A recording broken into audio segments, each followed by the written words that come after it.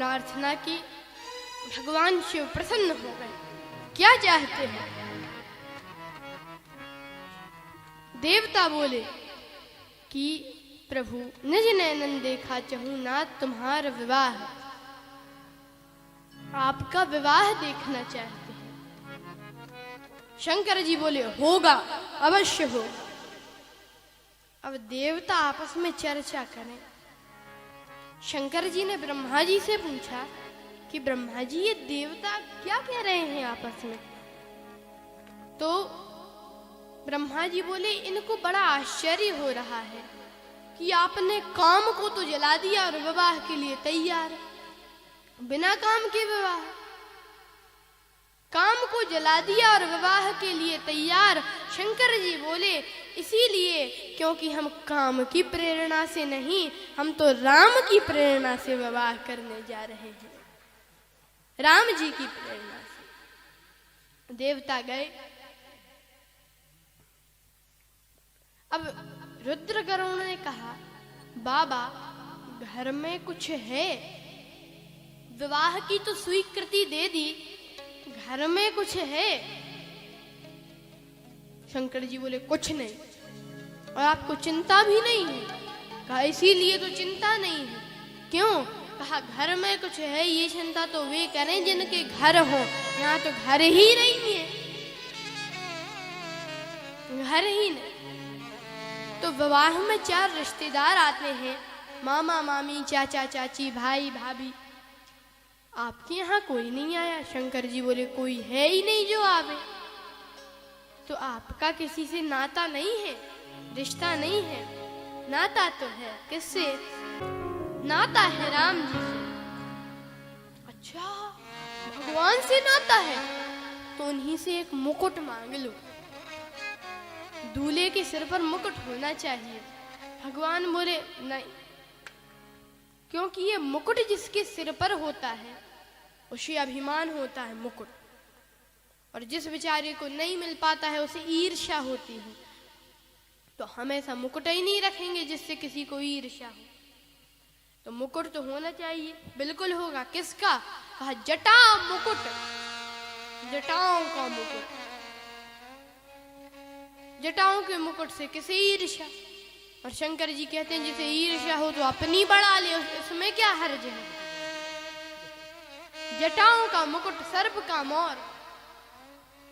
अच्छा दूल्हे का उपटन होना चाहिए। शंकर जी बोले मुर्दे की राख का।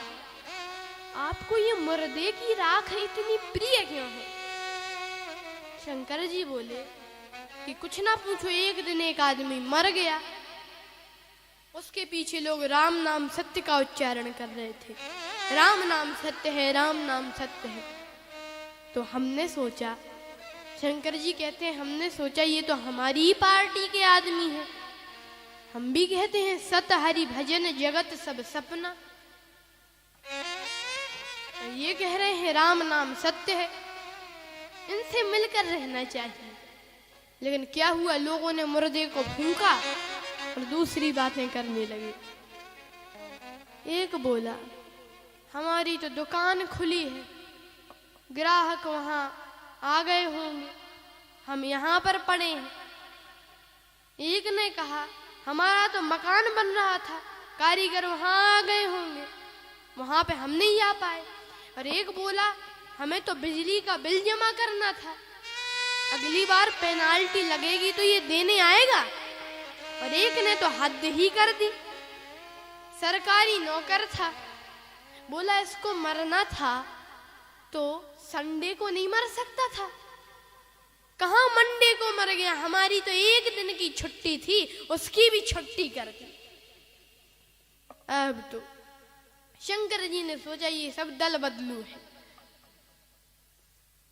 वे सब लोग चले गए, शंकर जी आए उसके पास, देखा वो मुर्दा जलकर राख हो चुका था।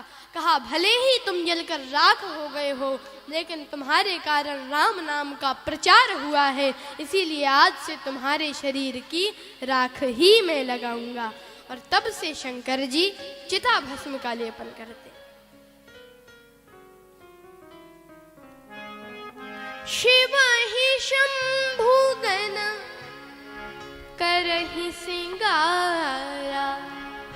जटा मुकुट अहि मोर संवारा, कुंडल कंकन पहिरे ब्याला, तन विभूति पटके हरि छाला।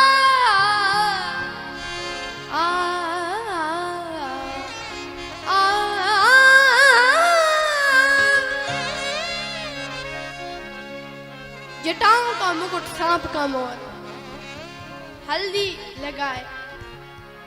अच्छा कहा कि कपड़े में, कहा बाघंबर शेर की खाल। ये शेर की खाल क्यों लपेटे हो? कहा क्योंकि शेर जब गरजता था तो पूरा जंगल कांप जाता था, और इसकी खाल लपेटूंगा तो लोग देखेंगे, देखो बड़े बड़े गरजने वालों का ये हाल है, इसीलिए अभिमान छोड़ देने में ही भलाई है।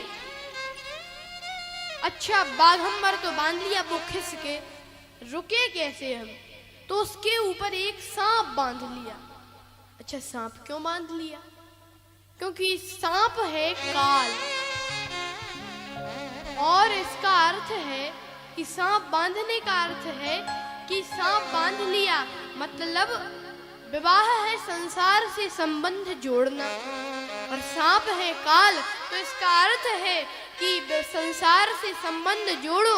और ये ध्यान रखो कि काल सिर पर सवार है, और काल सिर पर सवार है ये समझकर संसार से संबंध जोड़ेंगे तो संसार में बसेंगे पर फंसेंगे नहीं। और ऐसे शंकर जी, अब कहा कि सवारी, शंकर जी बोले बैल की। अरे महाराज, जिनके पास साइकिल होती है वे भी 2 दिन के लिए किसी की कार मांग लेते हैं, पर आप बैल पे ही बैठ के चलोगे।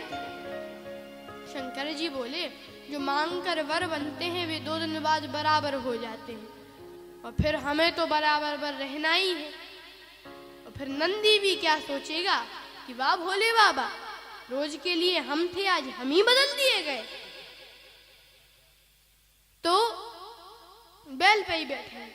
ठीक है बैठो। शंकर जी बैल पर विराजमान। अब शंकर जी को जैसे ही देखा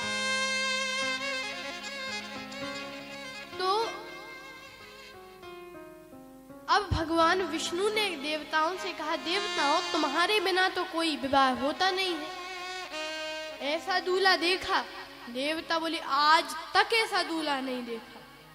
तो दूसरे की नगरी में हंसी कराओगे, अलग हो जाओ। और मन ही मन महेश मुस्काही, हरि के व्यंग वचन नहीं गए। शंकर जी मुस्कुराने लगे कि वाह भगवान, बारातियों को हटा दिया, कोई बात नहीं हम अपने बाराती बुला लेते हैं। भृंगी जी को आदेश पा बुला। अब शंकर जी के बाराती कैसे?